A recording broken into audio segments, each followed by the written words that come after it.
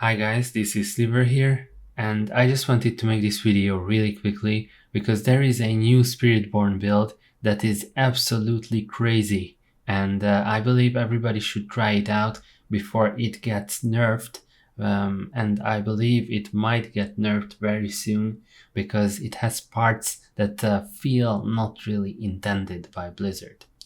So this is a build that is extremely fast and also extremely fun to play, and currently it is considered to be the best speed farmer build in the Vessel of Hatred expansion. I'm talking about the no evade cooldown build that is characterized by the fact that you can infinitely spam evade without a cooldown in it. And not only that, but also each evade does a lot of damage that even seeks out enemies, so you don't have to target with this build at all. There's only one true requirement for this build, and that is a two-handed unique quarter staff. It's called Sepazontec, if I pronounce this well, and this staff is dropped by Duriel and Ondoriel, unfortunately. This is required for the build, otherwise you can't really play the build, it doesn't work without it. So if you want to farm this stuff, then I suggest farming the summoning materials from Varshan and Grigoire, and then you can summon Duriel and kill Duriel until you get this stuff. But when you get the stuff, then you will be able to play this build, since that is the only requirement. There are a few other pieces of gear that help, but those are not hard requirements for the build to work. So how does this build work actually? As I said, when you evade, you will deal damage, and you do that by, first of all, casting your basic skill, and this basic skill is called Thunder Spike.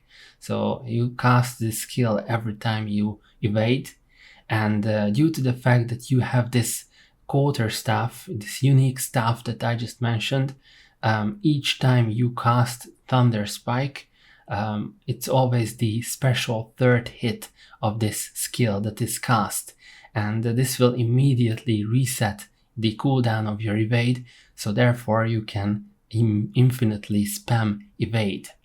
And not only that, but when you evade, you will also deal damage that will seek out enemies, and this comes from the Eagle Spirit Hole ability.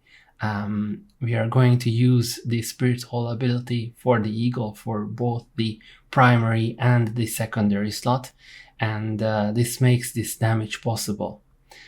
The other skills that we use will multiply the damage and have a little bit of defense, add a little bit of defense to the build. I will not go into detail for those skills. I'm going to link the full Maxroll guide in the description so you can make your build yourself, but I'm not going to mention every single skill. What I want to mention though is that there is another unique item, a unique helm that is called Loyalty's Mantle, which is dropped by Grigoire. And even though this helm is not a strict requirement for the build, it increases the damage tremendously, and also it gives us a ridiculous amount of cooldown reduction. So if you can, you should also obtain this Loyalty Mantle from Grigoire, because it is very useful, especially if you try to push higher tiers of difficulty with the build. Another thing that is worth mentioning is that you commenters might be thinking about writing that I am very much overcapped on armor in this situation. This is not the case.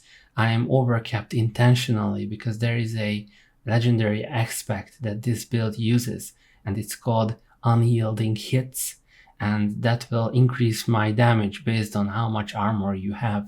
So that's why I have too much armor for this state of the game. And also, if you feel exhausted the spam of the evade button, then you can also bind evade to your mouse wheel, and this way it won't hurt to play this build. And I can assure you it doesn't hurt to play this build because it is so overpowered in terms of the new builds that emerged with the release of the expansion.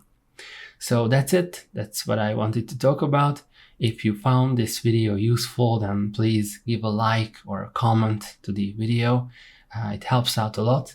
Otherwise, see you guys next time, and thanks.